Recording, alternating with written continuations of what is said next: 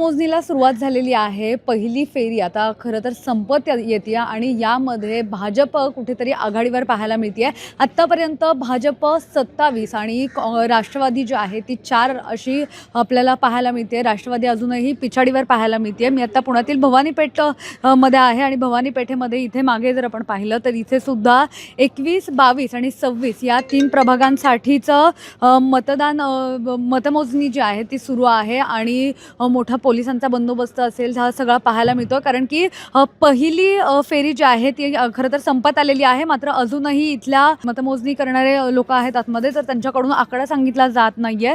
आणि बाकी जर आपण बघितलं संपूर्ण शहराची परिस्थिती तर पहिल्या फेरीमधला आत्ताचा जो लेटेस्ट आकडा आपण पाहतो त्याच्यामध्ये 27 आणि भाजपचे 27 तर राष्ट्रवादीचे 4 असे आकडे समोर येताना पाहायला मिळत आहेत.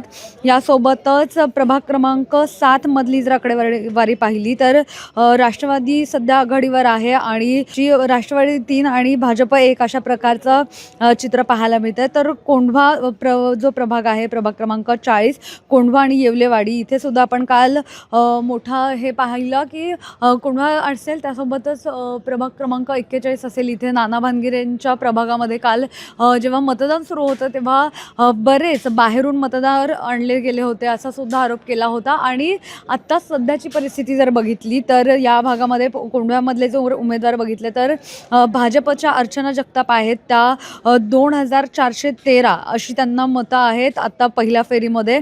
त्यासोबतच राष्ट्रवादीचे जे बाळाकवडे आहेत तर त्यांना 1241 मतं आहेत.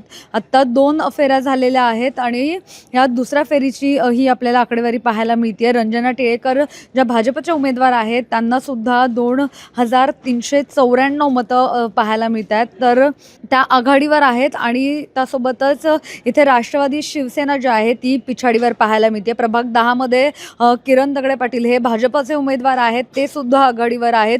प्रभाग क्रमांक 25 मध्ये सुद्धा भाजपचे 2 उमेदवार आता आघाडीवर पाहायला मिळत आहेत. प्रभाग 25 मध्ये स्वप्नाली पंडित आणि बापू मानकर हे मोठ्या मतांनी आघाडीवर आहेत. खरं तर प्रभाग 25 मध्ये आपण पाहिलं तर टिळक असतील, त्यासोबतच स्वर्धा बापट असतील असे उमेदवार आहेत भाजपचे आणि त्यापैकी स्वप्नाली पंडित असेल आणि बापू मानकर हे दोघे सुद्धा आपल्याला आघाडीवर पाहायला मिळत आहेत. त्यासोबतच राष्ट्रवादी चे उमेदवार जे गौरव घुले आहेत ते सुद्धा प्रभाग 20 मधून आघाडीवर पाहायला मिळत आहेत. प्रभाग क्रमांक 20 मध्ये जर आपण पाहिलं तर राजेंद्र शेळमकर असतील, त्यासोबतच तन्वी दिवेकर असतील, यासोबतच मानसी देशपांडे ज्या या भागातून आधीसुद्धा नगरसेविका राहिलेल्या आहेत आणि त्यासोबतच सुंदेश नावाचे एक उमेदवार आहेत भाजपचे, तर ते कुठेतरी पिछाडीवर गेलेले पाहायला मिळतात. आणि गौरव घुले जे राष्ट्रवादीचे उमेदवार आहेत ते आता सध्या आघाडीवर पाहायला मिळतात. प्रभाग 25 मध्ये सुद्धा आता दुसरी फेरी होतीये. या फेरीमध्ये सुद्धा भाजप आपल्याला आघाडीवर पाहायला मिळते.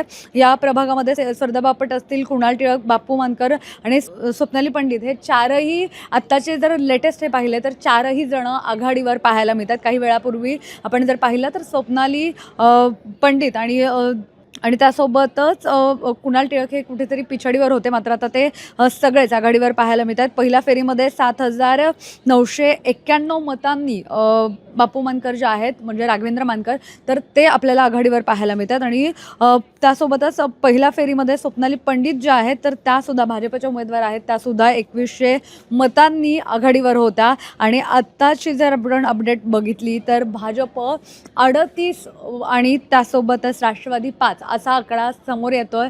आपण बघितलं की मागच्या 15 दिवसांमध्ये बरेच राजकारण पुणे शहरात आपल्याला पाहायला मिळालं.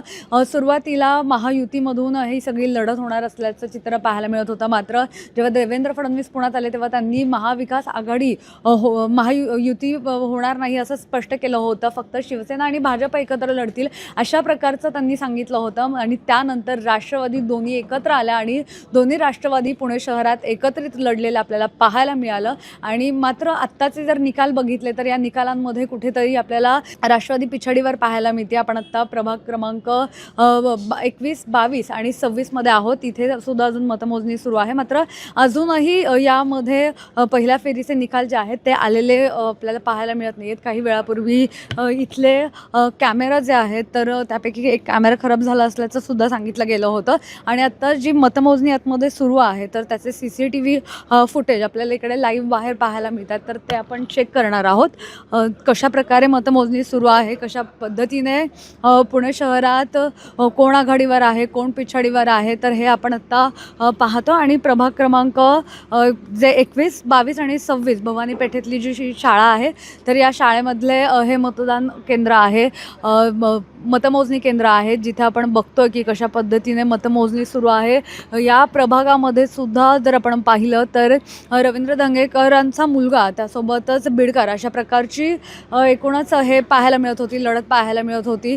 यासोबतच प्रशांत जगताप ज्यांनी काही दिवसांपूर्वीच राष्ट्रवादीला रामराम दिला आणि काँग्रेसमध्ये प्रवेश केलेला, तर ते सुद्धा सध्या पिछाडीवर असलेले पाहायला मिळत आहेत. मात्र आत्ता सध्या पहिली फेरी संपत आलेली आहे. दुसऱ्या फेऱ्या काही भागांमध्ये सुरू झालेल्या पाहायला मिळतात. त्यामुळे नेमकं चित्र काय असणार आहे ते आपण आगामी काळामध्ये पाहणारच आहोत. आणि असेच लेटेस्ट अपडेट मिळवण्यासाठी सिविक मिरर पाहत रहा. पुण्याहून मोना येनपुरे, सिविक मिरर.